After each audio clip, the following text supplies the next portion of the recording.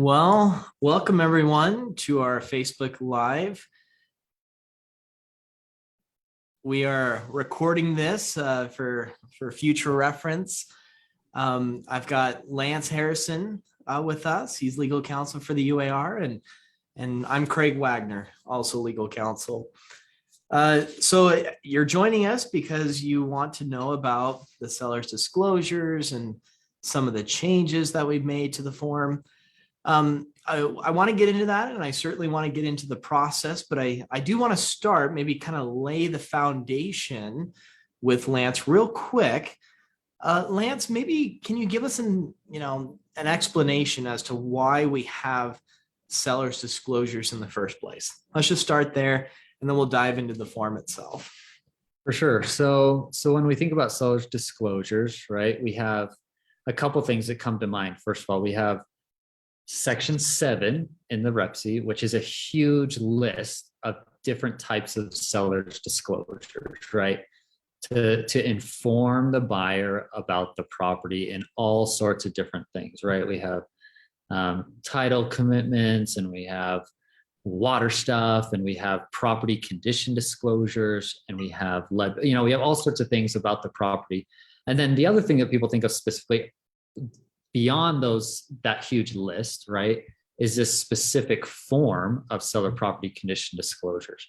And so within that big list, we have this other huge form, which is getting a little bigger, which is good, to help us understand the property and to convey the information that the seller knows to the buyer so that the buyer can protect themselves and take additional steps if they want to find out more, to dig into it, to repair, to do whatever they want with that property, but basically to convey as much information as that seller can to the buyer and to protect them legally from claims coming up later on. Because one of the big reasons we have that specific form is because in Utah, the courts have said you'd have a duty to disclose material defects that a reasonable buyer couldn't find out for themselves.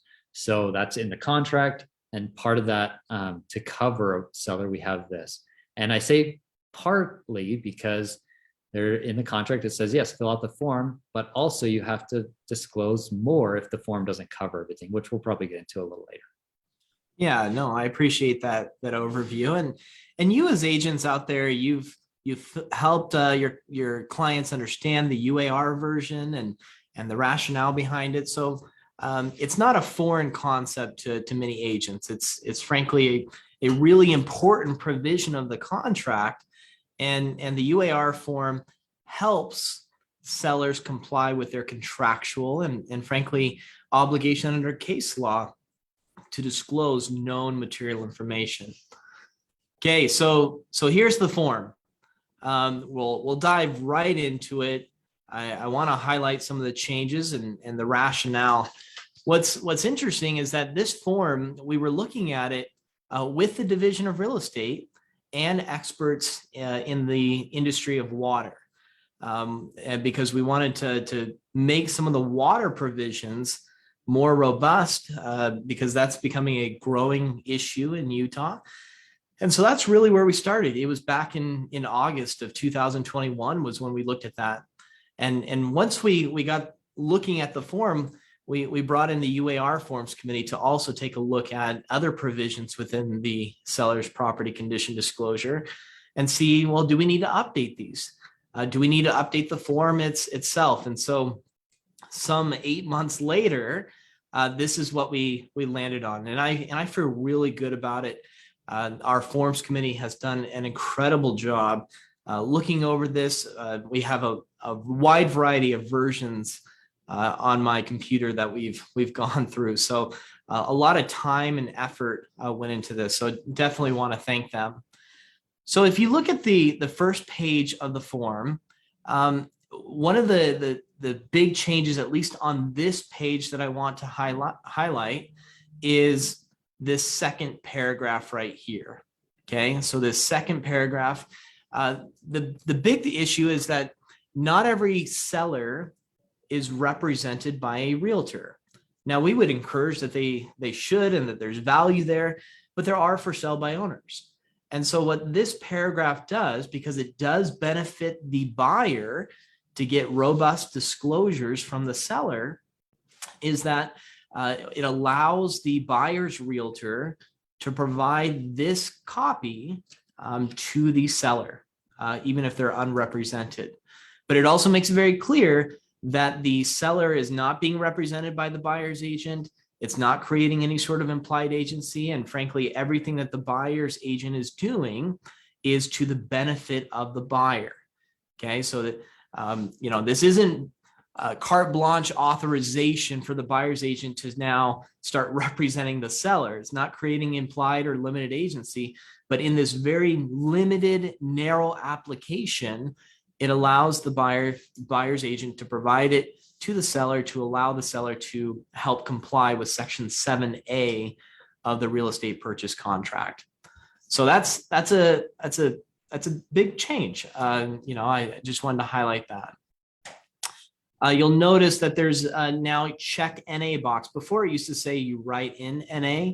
Now there's a check box for all of that. And so as we get in, let me just highlight real quick right here, page 1 of 16. It's, I've gotten, some comments about that and some questions about that. Craig, 16 pages.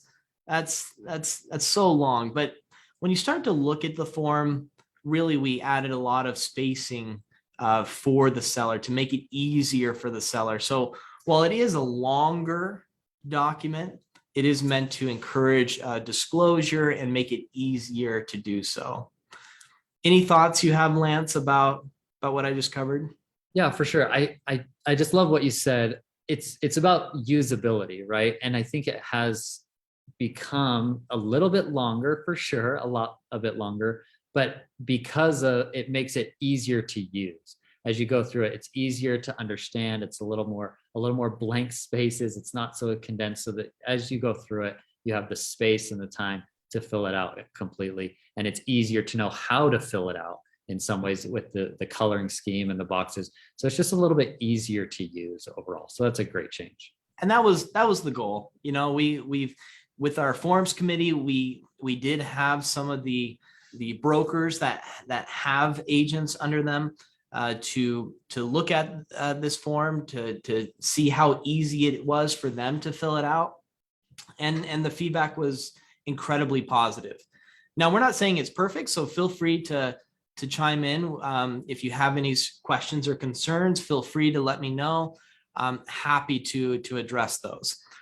Okay, I'm just making it a little bit, just zooming in a little bit so you can see it. I'm going to highlight the main changes. So you can already see the formatting on the side, a yes, no box, color scheme. You can see that there's columns to make it easier to know which question you're answering when it comes to a yes, no. That's intentional, right? And so if it's grayed out, then your seller should not be checking that box or even have the option to check that box.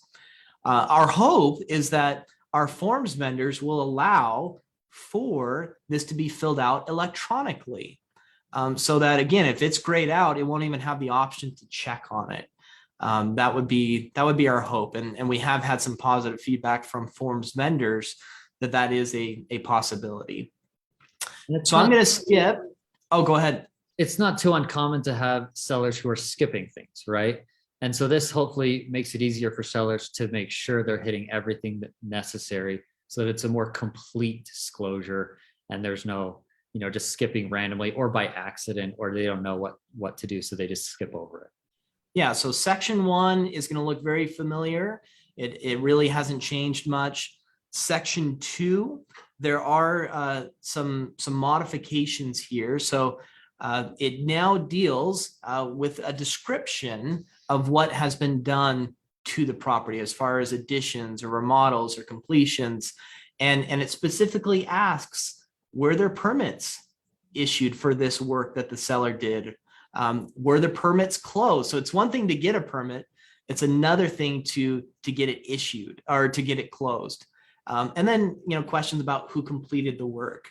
And it repeats that with regards to, does the seller know, did they do any? Or did any of the former owners do any? Or did any of the tenants do any of these remodels. And again, asking the exact same question. So if that question doesn't apply, so let's say to your knowledge, did any property managers or tenants make additions, structural changes, or alterations? The answer is no. Okay, then you just check NA as the next option. Okay, so it's going to be blank. Again, very user friendly. Hopefully it's easy to use. So section 2 deals with those remodels, and permits are the big change to that. Section 3, use of the property, is going to be the same as what it was before, really going to be close to the same. Section 4, we did include some language. This is about repairs to the roof. Again, asking if there were permits issued, or were they closed, and who completed the roof. That's going to be the biggest addition to section 4 of the seller's property condition disclosure. Section 5, just some minor changes, dealing with poor phone reception or internet. That type of disclosure is becoming a bigger deal. More and more people have worked from home in the last couple of years. More and more people are doing a hybrid model. So a disclosure of connection and phone reception, those may be important to buyers. Again, what Lance said at the very beginning, a seller's disclosure is disclosing material information that would be important to a seller, to a buyer, in looking at the property. So just looking through that would be important. Okay, the big, really, new language is going to be found in section 6 and section 7. And again, this is where we had outside help with this, where it came from the Division of Real Estate. They have a forms committee that really spent a lot of time helping with this. Industry experts, so attorneys that specialize in water law, served on this Division of Real Estate committee. And then also the representatives from the state engineer, the water office. They all kind of contribute.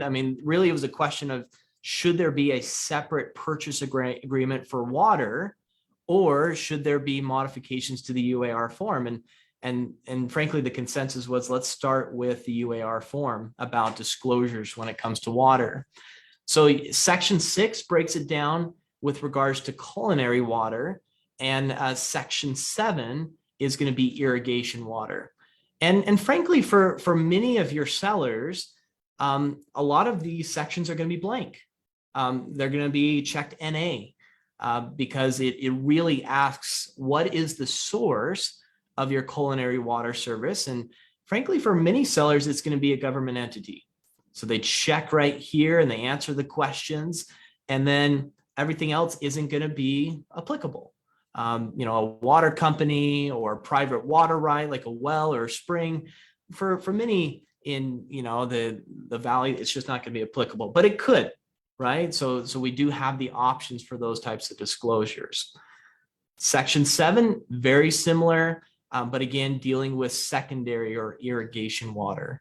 Again, we had outside experts that are smarter than I am in the area that really gave the feedback, and ultimately it was approved by the UAR Forms Committee. Any thoughts about those two sections, Lance?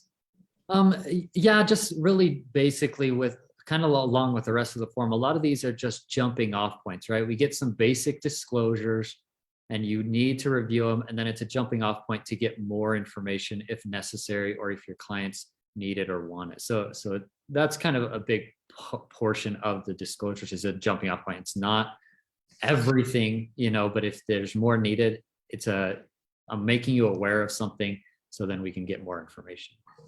Yeah, and that's kind of the balance that we try to strike at the UAR, is this form is used in urban areas and it's used in rural areas as well. So we're trying to strike a balance as well as far as the disclosures, knowing that some of these things aren't going to be applicable in every situation, but we're trying to make it as robust as possible so that you can have a full and accurate disclosure. And that kind of segues into section 8. This is, we modified this section. So sewer and septic tank, Not everyone's going to have a septic tank and not everyone's going to have a sewer line. So it allows for the disclosure of what does the seller have, which it's an important disclosure. And we added some language in here with regards to, for example, has the sewer lateral line been replaced or repaired? The septic holding tank, has it been repaired or replaced?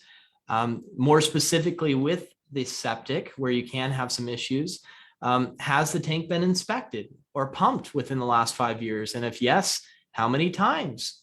Because if it's never been pumped or inspected, that should raise at least a yellow flag for a future buyer, right? To look into that. Who did it? And the contact information of who actually inspected that. And then lastly, where's the location of where it could be accessed or inspected? Because that could be in part important to a buyer in evaluating, their due diligence, their evaluations of the property as a condition of purchase. Because remember, a buyer takes the seller's disclosures and then does their own evaluations of the property under section 8.1 if it is a condition of purchase.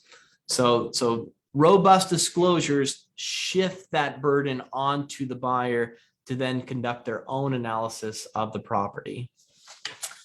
So yeah, that's a robust section, and hopefully that's helpful to your sellers and hopefully to your buyers. Now, sections 9 through 14 really deal with components of the property.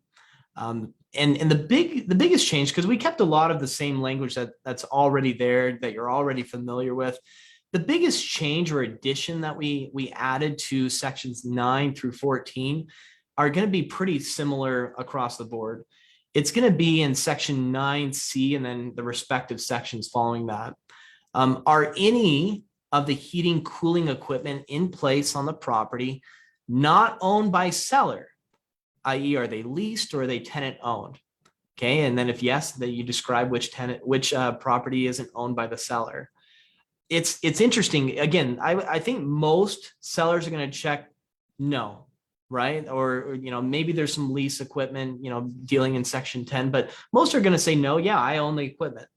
But there could be instances where the property is rented and some of that equipment could be the tenants, right? And I've had calls on the hotline where there is questions of, well, we went under contract, but I didn't realize that the refrigerator wasn't the seller's, or I didn't realize the washer and dryer wasn't the seller's. Okay, so now we have some disclosures about the property that may not be the seller's and what specifically is it. Okay, again, I think in most instances, the seller is going to check a certain answer. Any thoughts on that, Lance? Yeah, well, just sometimes like issues with like propane tanks, in different areas that might not be owned. Some of that stuff pops up, and depending on the area, and that might be more or less common. But having your sellers read through them carefully and think about that is going to avoid a lot of problems in the future. So hopefully that's, of course, the thrust of this form is to avoid problems in the future. And if there is a problem, go back to the form and see what it said, see what they wrote out, right? Because a lot of us think we remember what it says or the specifics, but it's really kind of hard, right? As we're scrolling through this, it's quite a robust form. So we need to be referring back to it. And at minimum, this is a good opportunity as we're updating it to kind of get reacquainted with this form along with the changes, but also the stuff that didn't change. Get acquainted with it and help your sellers get acquainted with it. Yeah, exactly. Because your sellers, they're probably going to have some questions, and you're not filling it out for them, but you can certainly help them understand what the question means. Yeah. Okay, so that's 9 through 14. Again, asking about certain items within the property or attached to the property. So I'm going to skip down 15. We really didn't make any modifications. That should be somewhat familiar about termites and termite damage. Section 16 about structural items and soils. We really didn't change much on that. So that's going to be pretty familiar. We did make a couple of just minor some wordsmithing, but the essence of the questions did not did not change much. Section 17, this deals with any sort of boundary disputes. Again, this is material information for a seller, but again, we didn't make many modifications there. Electrical, I don't know of any modifications we made to that. Mold, section 19, I don't know of any changes we made to that. Section 20, now section 20 deals with other moisture conditions. We did make some changes here. Again, for the benefit of full disclosure. So we did keep a lot of the questions about, water leaks and accumulation within the property. So pipes bursting, things of that nature. But we did add some additional language with the last two questions. So to your knowledge, is the property located in a floodplain? Okay, that's important information for most buyers, because if it is, then you have the flood insurance requirement that many lenders would then impose. And so that's going to be something that's going to be a factor for a buyer in deciding. And then we added an additional question about, is there any portion of the property subject to standing water or flooding? And that could be seasonal. There could be certain spots in the yard that start to flood or have some standing water. Again, just full disclosure, not saying that it necessarily caused any damage, but that may be material. It's something that the buyer now needs to take a look at as part of their evaluation and inspection of the property. So I think some good changes, not wholesale changes, but things that make common, that are common sense. Section 21 deals with hazardous conditions. We didn't make any changes there. Section 22, okay, homeowners association. We did make some changes here. It's because there are these different scenarios that a property could be located in. So look at section 22A. Is the property part of an HOA? Okay, yes or no? If the answer is no, then really all the other questions are going to be NA. Okay, so that's pretty easy to answer. The second, if you do ask, if you did say yes, then is the property part of multiple HOAs? Okay, that's becoming more and more commonplace in Utah. So asking is there one or are there multiple? So that would be, a relevant question. So that's new. That's a new addition. And then look at 22B. This is new as well. And it allows, again, some robust disclosure. Please describe the HOA payment amount, frequency, what utilities or services are included. And then it allows lines for a seller to make those types of disclosures based on their knowledge of what the HOA does. Okay, so again, if you're representing a seller that has a property in an HOA, just highlight to them, these are things that they're going to need to disclose to a buyer. And again, a buyer is going to want to know this information, and it's pretty common for a buyer to ask these questions anyways. Additionally, in 22D, we made a change right here. If there is a change of ownership fee, like a reinvestment fee or a transfer fee, what exactly is that amount? So asking, is there one? So yes or no. NA could be applicable if again, you're not in an HOA. But if it is, then what is the dollar amount? Okay, because that could be part of the analysis as whether or not a buyer wants to continue forward, depending on the conditions of purchase. The contact information for the HOA or the HOAs, and we tried to come up with the most relevant. This is a big one right here in 22F. Is there any ongoing litigation? Okay, or any past disputes or litigation? Those are things that, again, as a buyer, you're evaluating whether or not you want to buy and purchase this property. That would be a factor, right? That would be something you would want to weigh with regards to moving forward. Any thoughts about the HOA section, Lance? Well, it's definitely more robust, right, than it was. And I really think, of course, sellers, we are talking a lot about sellers today and filling them out completely. And also on the other side, buyers, right? We as agents, we need to be making sure our buyers take it seriously and look over it carefully, and think about each question, because a lot of times I'll take calls where something went wrong after the fact. They go back and it's like, oh, they did mention something about this, and maybe they were going a little too quickly looking through them and they didn't look into it like they maybe should have, and it Sure. comes out later. And of course, hindsight is 2020, but going through the first time, I think agents need to be stressing, hey, we need to go through this slowly and carefully to make sure we're okay with everything. Yeah, and we had feedback. So our form committee is made up of seasoned agents, brokers, multiple attorneys, and so we really, the sections that we modified were based on their feedback, and frankly, it's oftentimes based on feedback from the general membership as to what changes they would like to see. So I do want to emphasize that none of these changes were done flippantly, because I love drafting language, and I love longer forms. I like purposeful forms that serve a real genuine purpose, and that's what I think these changes do, along with the existing language. Section 23 did not change. Section 24, unpaid assessments, did not change. Section 25, we did make some changes here. The previous version talked about, has there been any insurance claims on the property? And we did keep that question. So it says, during your ownership of the property, have you filed any insurance claims based on loss or damage to the property? And then again, you answer yes, no. And here's the issue. The reason why we now included this language: buyer is advised to seek a comprehensive loss underwriting exchange or a clue report regarding any insurance claims made on the property.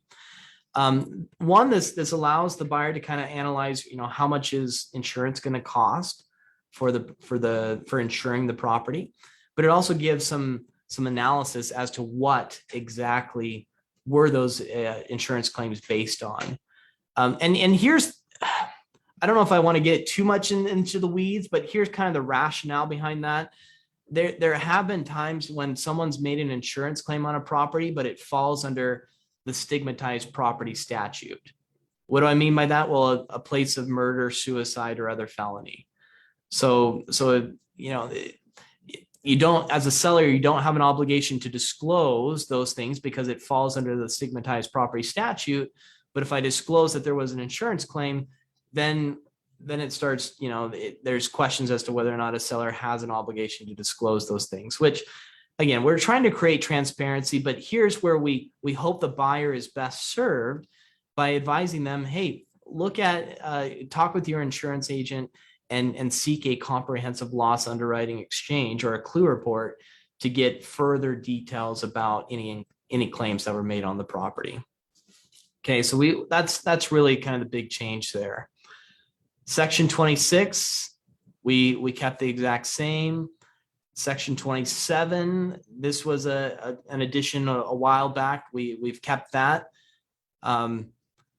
Section 28, deals with additional power systems. We didn't make any additions to that. And Section 29, this is a big change. And all it is, hey, you now have availability to write in additional information that is material. Any issues there. So 29 is an important one. It allows you to add additional language that is material, to maybe clarify if you didn't have enough room, because we gave about 2 or 3 lines on each question. If you needed more space, this would be a great place to add additional disclosures if you want to clarify your answer. Okay, so it's kind of the catch-all. So again, the form got longer, but I mean, look, we added Section 29, which is all of these lines that, frankly, many sellers may leave blank. Okay, great. But if they need to fill it in, it's available to them. Again, our whole purpose is to make it easier to disclose material or important information that a seller knows about the property. Okay. And then lastly, we just kind of go through. This is very much familiar: square footage, FERPTA. We kind of have a default that the seller is not a foreign person unless they check affirmatively that they are.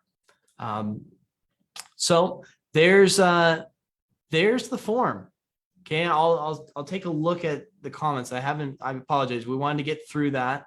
and we wanted to highlight all of the changes. So that's a change, and I know those are a lot of changes, but they aren't as scary as when we go through it, right? They seem pretty common sense, pretty easy to follow. So hopefully those are beneficial to all of you. But again, we want to hear your feedback, the good and the bad, or the suggestions, the constructive criticism, if you have that. We want to help. Okay, this form is meant to be a value for your sellers and for your buyers. Okay, I'm going to take a look at the chat, Peter or Lance. Sorry, do you have any other thoughts before I looked at these questions? As you were scrolling through, I hope everyone who's watching was taking notice of how much blank space there was, right? To fill out, and really encourage your sellers to not feel limited, as they disclose, to give that full disclosure on the individual items. And then even in addition, there's more room at the end, right? If there's only one line or a half a line to fill something out, a lot of sellers are like, oh, I'll just give a tiny little explanation. And that can cause problems sometimes when you go back. It's like, oh, they mentioned something, but really they should have talked a little bit more about this. So that's just an opportunity to just fully explain what's going on and hopefully avoid issues. Yeah, excellent. So looking at some of these questions, when is this form go live? It's available now. Now, we did just barely send it to our forms vendors on Friday, and so it takes a little while for them to upload, but I would imagine many of our vendors will have it available this week. But it is available on our website right now. You can access it, and it should go live on the various MLSs in the next week or two. So that's a great question. Maybe a comment: buyers should know about an HOA transfer fee prior to writing an offer. Yeah, I think that would be important, especially if it could be potentially thousands of dollars. A suggestion, maybe an addition of restrictions, animals, rentals, smoking. Yeah, we could certainly look into those. A comment: sometimes you see the disclosures as an attached document in the MLS. There are some that say you shouldn't do that. I think it's something that you would talk with your seller about. I know in other states that is the common practice, is to have it disclosed, and then that way a buyer knows a little more about what they're making an offer on. Frankly, some states have the seller do an inspection, and they include the results of that inspection as well. So I think that's going to be more a matter of preference, but there's not a bright line, no, you shouldn't, yes, you should, in Utah.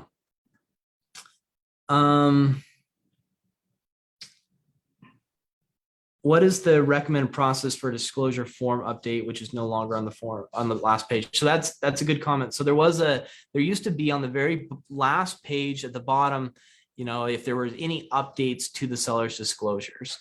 And so, there's a couple of options. One, the seller could go through all the questions again, right? And just, fill it out again because they now know some new information, but that's not the most user-friendly.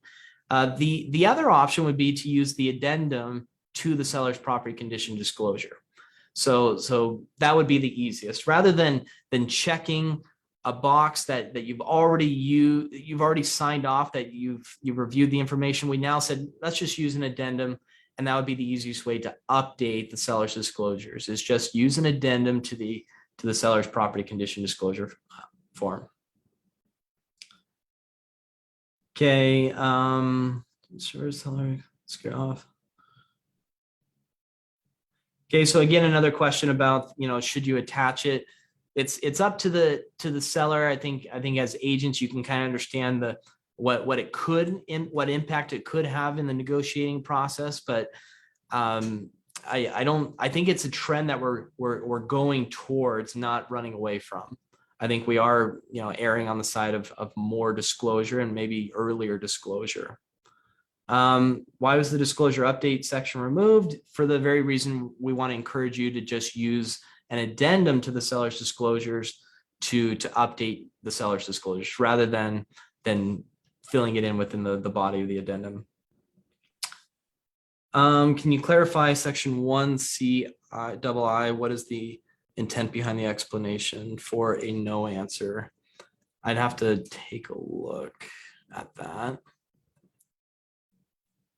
Let's see. And I'll scroll up. Look at that's not that hard. 16 pages, it just goes like a blur, right? Okay, so section 1C 2I is the property or any portion of it currently used as a rental? If no, please explain. That's going to be after if yes, does the comply? So I'm not sure, maybe Eric, you and I can talk. I'm not sure I completely understand the question. Really the disclosure, is it currently being used as a rental? I mean, that's really the premise behind it. If yes, does it comply with local zoning and restrictive covenants? If no, please explain what are the issues with that. I think that would be the big issue. So yeah, the no is with regards to the compliance section. Okay, so excellent. I think, you know, these are great questions. I'm sure you guys are going to have some more questions as you actually use it to kind of give us feedback as to what is user friendly. I don't think this will be the last time we ever modify the seller's disclosures. Certainly not. I mean, there's going to be updates, I'm sure, to you know, smart home features and things of that nature. They're just coming, right? And we want to be adaptive to that. I recognize that it is a longer form. Give us feedback if that's working, if it is user friendly for your sellers. We can maybe make some modifications based on the formatting. But we really think that this is a good landing spot based on the feedback from the Forms Committee and based on some of the members of the Forms Committee themselves. So we appreciate you tuning in with us.